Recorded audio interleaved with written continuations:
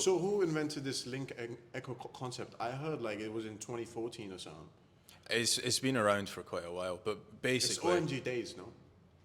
And why it does it could work? be. Why would they not be able to cancel that out? Like, what are So, the merits that leads that you can get away with it? basically, right, what a link echo is if you were to go and build 10 links, right, through to your website, and let's say you started ranking for Lawyers New York, right, you could remove those 10 links and you would still get the upward trajectory of the links. The biggest time where you'll see a massive drop off is after a core algorithm update. So again, coming back to like where me and Saket have spoke about this previously in detail, some people don't believe in disavows because they'll do a disavow. Plug in. And, Right. and where can you go to buy them?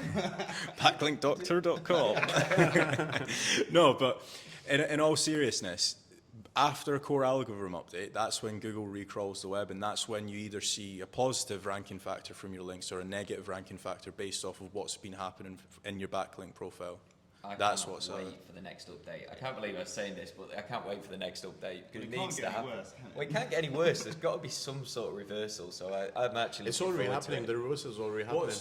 I remember like 2020, 2021 when I was testing 301 redirects. It was just not working. And now 2023 late end and to 2024, 301 redirects are back. Like we're using it massively in all our clients, strategies and stuff. One question that I want all of you to, this is a prediction, right?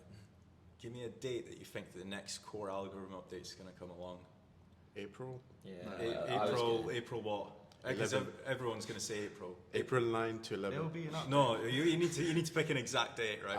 We'll all pick one date each. 8th April. 8th of April, what are you saying? Like 28th February. 28th of February? Yeah, you think it's going to be soon? It might not be a core update. It might be a spam update, but that's like it was. We're talking about the core. I think core the mid-March. Mid-March. I think like the 4th of April. No, you got to give a date. 4th of April. 16th March. So you've said 8th of April. 8th. You've said 16th of March. 4th. I'm gonna go with the 15th of March. He wants to go one day earlier. Yeah. So you think it's early as well? Because that's I hope I should have been influenced by you lot going April because I would have gone like early. The thing is, there's been whenever we see or whenever there's been a core algorithm update, and I don't know why, right? So don't ask me why, but we've seen a lot of manual actions. And I'm seeing more and more manual actions right now. Lady got a manual action. Exactly. Yeah, I tagged you in that to try and get your sort that. You see, that's such a good case study if you can help save her stuff, and she's lovely as well. So what would you say, like, what's getting the manual action lately? Is it like the content side of things or backlink side of things? My prediction is, right, and this is just a prediction, I think that before every core or spam update, they might remove, or they might basically say, right, let's say there's 100 links that you can get a link from. They might say, right, these 10, they're all spammy, and the sites that have a lot of those 10 are the ones that get manual actioned first. Then they'll bake it into the algorithm, and that's when they roll out the core algorithm. So do it as a test. And I think that's a possibility. There's a I'm not saying it's possibility. 100%, but like literally within the past 3 years now, every single time there's been a core algorithm update or a spam update, there's always been like a load of websites that have basically been hit by a manual action. Like literally anything from like 8 weeks to like 2 weeks before. But wouldn't you say that would make it easier for your competitors just to spam the competitor's site because bad links, manual action, and they're in trouble? So you can do, yeah. You need to find out which ones it is. What happened with Niche Site Lady? So she did like a few guest posts from a while back, and they said it was paid or something. One thing that I'll say as well is right, without going into too much detail, because I've seen the website, right?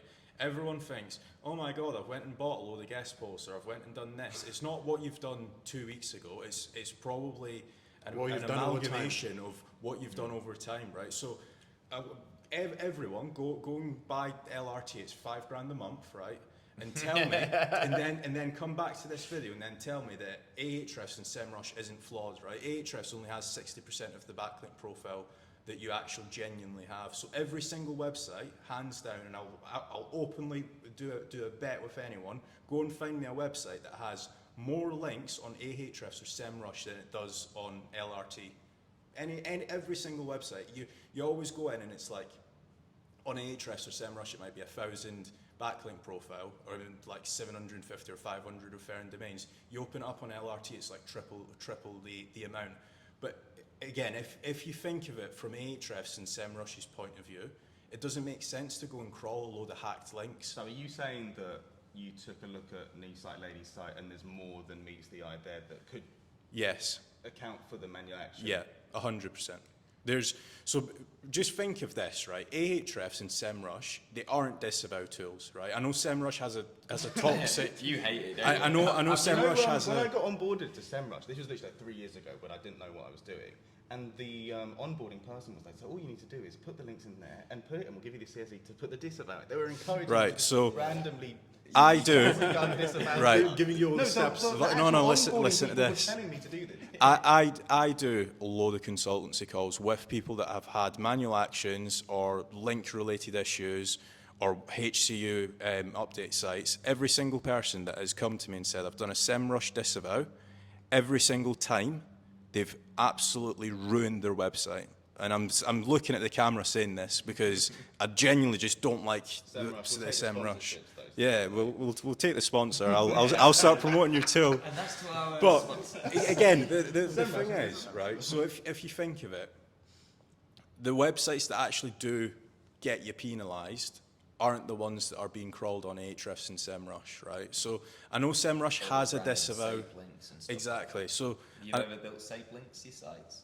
I have done in the past, years and years and years ago. I know that people still do it and it still works, but again, like Ahrefs crawls 65% of the web, right? Mm-hmm. And then Ahrefs is like 50. Ahrefs is 65. SEMrush is like what 50% or something. It's a little bit less than what Ahrefs shows. Now, if you think of it, right, if all of us are the CEOs or the owners of Ahrefs, why would you want to go and crawl a load of hacked links when you're not providing a disavow service? It just doesn't make sense from a profitability point of view. Why would you? Same with SEMrush. I know they've got a toxic score and stuff like that, or I think it's called spam score or whatever. It's not. How can you get a correct disavow if you're not looking at your entire backlink profile? It's flawed. It's massively flawed. Especially if a disavow is literally just data in, data out. That's all it is. So if you've got a bigger picture of your backlink profile and you've got more referring domains using 6 or 7 different tools, then by all means go and do a disavow yourself. But if you're looking at Ahrefs and if you're looking at a website that's got a dodgy looking theme, I'm telling you now, a dodgy looking themed website will still pass PageRank. You'd be stupid to think otherwise. Yeah. I've got a couple questions. One, I know people. Actually, no, I don't even want to. I want to get your before I even incent you to go in one direction or the other. There's talk of the difference in value of redirecting an EMD into a specific parasite That's what I wanted to chat about. Versus your average age domain. Is that something you'd go for individually? That's my first one. I also want to go into redirecting an exact match to a parasite page. That has links. So what I've been seeing is EMD people, age domain. Yeah, get an exact match. So like it would be, I don't know, Sony A3 review. So the exact match domain, and then building that, and then just doing that redirect or building the page and just linking to the parasite, and then that exact match domain just pumping it up with like GSA links. I've heard it's. So I mean, I reckon it probably would work. I mean, there's so many ways of I've doing not it. tested it. There's so many ways of doing it. What we do is like we get H domains, random names like Kasra GTA.com, like publish like Sony articles and just kind of like redirect. It works as well. Like if it's like age and authority, So there's so many ways of doing it. That's the beautiful thing about SEO. Like we all are kind of experts in so many tactics. And it's just like some tactics are outdated, and I don't know why there's some noise in the community, like spam score people, like I have a tactic, spam score, mate. Like you're doing yourself a disservice if you still kind of like. That's one thing that I find always funny, right? The guys that are really picky with the links, right? Let's say I'm trying to sell links to Saket, and he's like, no, I don't want this one, and I don't want that one. It's been, let's say, 2 weeks, right, going back and forth. your competitors have probably went and built 15 links in that time frame, right? So you're doing yourself a disservice by being even more picky. But I don't get it sometimes, mate. It's always a good idea to check like what the competitor's doing and see actually how many links they're building each week, each month, to actually have like a gauge and an idea of like what you should be aiming for, really. Yeah, definitely. What's everyone's thoughts on link trajectories? Like, there's a lot of websites that I'm seeing now. Their content trajectory and their link trajectory is going up, and their rankings actually follow suit as well. I don't know if you've seen more on that side of stuff, Saket. Yeah, I think it's just like different niches, different game.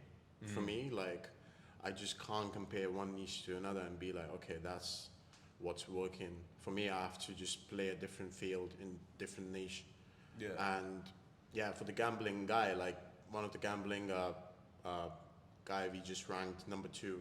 We also like kind of outranked the main website guy. So just like gambling.com, there was this, gambling authority figure, in this country.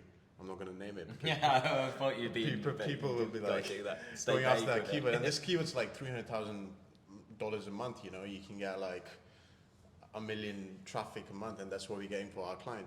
So what I've seen is like, it's just like you just do everything that you know, and just do it until Google's like, okay, fuck, I might have to rank you number 1. And it's also like the country specific as well. So you say like google.com to google.com.au versus UK versus, EU, Google like FR, Belgium. It's so different. Like, how do we know like this is a strategy we're going to play in foreign markets or the AU market or the UK market? And I think it's just best to just kind of analyze and test it for yourself. And that makes the best SEO. Here's one. Because you done a video on this, and I thought your answer was, I thought you would have said the opposite, right? But guest post versus niche edits, which one? Niche edits. Yeah. Which one? Most of the time, niche edits. Which one? Yeah, most of the time. That's interesting, right? I used to do guest posts a lot. But you can be so much more like precise and like specific. You'd go guest post. So it depends. Like, very similar to what you just said to me. It depends on the niche. Right. I say it depends on the page, right? But you're thinking about guest posts as brand building tools. I've seen the way that you do things for like author brands and stuff. Yeah. You can do the same thing with niche edits by buying quotes from your own author as a niche edit. So then, but you can do the same thing with the PBNs, and you can post the brand name in the title and just kind of make it look like yeah. So my whole thing is like if somebody came to me and said, Kaz, I've got brand new website, maybe they've done some foundational links, so they've done a little bit of link building, maybe a few citations and stuff. I would then say, all right, go and do 2-3 months worth of niche edits, right? But then they might still be publishing like blog articles on their website, and then for the inner pages, I would then start to do guest posts, because you can tailor fit the guest posts to go after, I don't know, window cleaning services in Dubai for high-rise buildings, right? Because that's pretty niche. Local, yeah. But then, not even just for local, but like for example, if you've got like a running shoe affiliate site and you've got a page to do with the best running shoes for marathons, that again is pretty niche, right? Best running shoes for marathons for men, right? And you build. I'd build a guest to post, it or to opposed to or well, I'd do a mixture. I'd look to see what my competitors are doing, and I'd try to do the most natural looking backlink profile. So I think it's always the mixture, innit? Like, we've got a lot of Harrow guys, OG Harrow guys, like, who were ranking number 1 back in the days, and this is like 2 years ago, and they're like, bro, like, we got smashed, what should we do? And I'm like, mix it up, bro. Yeah. Just mix it up. Like, one kind of like Harrow strategy or guest post strategy or niche edit strategy is just like, you're doing yourself a disservice again. Like, you're just focusing on one ranking factor, and Google's like, okay, I'm not going to make it solely on this. I'm going to make it maybe like 10% this, 20% this, and 30% this, you know? So, like what a real brand. One thing that we've started to do as well that's working really well is building tier 2 links to the niche edits. Because again, a niche edit's like, for people that are watching this that don't know what a niche edit is, it's already an index page that might have been indexed either, I don't know, last month, 6 months ago, or a year ago, right? Or 10 years ago. or 10 years ago, right? But to essentially get Google to recrawl that page, that's the main thing. Just getting the link placed ain't enough, right? So you need to get that page recrawled. We did tier 2s to the niche edits, which then triggers Google to recrawl that to then pass page rank through to our money site. So that's another strategy that we're doing as well.